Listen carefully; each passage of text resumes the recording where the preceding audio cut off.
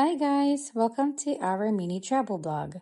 Today's destination will be in Padre Pio in Santo Tomas, Batangas. Ay, shala, may pamapa. Iikot yan. Ikot-ikot lang, ikot-ikot lang. Ay. And now we have arrived at National Shrine of Saint Padre Pio. Ito yung holy water sanctuary nila. Ito yung lugar kung saan pwede kang magsalok ng holy water. May nagbibenta sa loob ng bottle worth 20 pesos. Then dito kami bumili ng bote. Then marami silang variety of souvenirs. Meron silang bracelets, necklace, and mga santo. And yung prices nila nakadepende sa design and sizes. Naka-avail din kami ng mga pamahid dyan kasi alam niyo naman, hindi na tayo nabata. Meron din sila ditong mga kandila. And every color has its definition. Depende sa kung anong ipapanalangin mo. Nagabi na din kami para sindihan din manalangin ng mataimtiman. Madami din tayong ipapanalangin at ipagpapasalamat sa mga blessings at challenges na nalalagpasan natin sa buhay-buhay. And of course, number one kahilingan namin is health. So, thank you, G. To God be the glory. Nagsalok na si Mr. ng holy water na iuwi namin sa bahay din, ilalagay namin siya sa altar.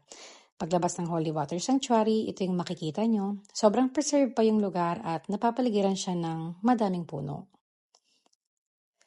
Then, ito yung Saint Padre Pio, Fountain of Hope. Dito kami naghulog ng coins din. Nag-wish na din kami, pati mga bata pinaghulog namin ng coins din. Tinuruan na rin namin sila mag-wish. Ay, ang ganda ng kuha. Cinematic yarn. Then, ito yung Mary Mother of Mercy. Pwede kang umakyat sa taas para makita yung buong view ng lugar. Then, isa to sa mga chapel nila kung saan nagmimisa. Ang time ng misa is 7 a.m., 10 a.m., then 2 p.m. Sobrang lawak ng simbahan din. Pagpasok namin, na-amaze talaga kami sa ganda ng loob. We take our time na din to pray and hindi na kami nag-video sa loob for showing respect na din sa chapel. Then, ito yung pangalawang chapel nila kung saan meron ding pamisa. Very, very worth it. Puntahan tong Padre Pio and you should add this into your travel bucket list. At syempre, mawawala bang chibugan? Syempre, kakain tayo.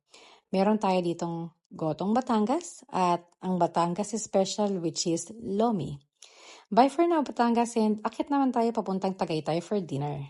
So for dinner, we decided na puntahan tong patok na pasyalan which is RSM Lutong Bahay. We ordered light meal lang kasi mabigat sa tiyan yung lomi. So, thank you for watching everyone. We will see you all again in our next mini travel vlog. Bye!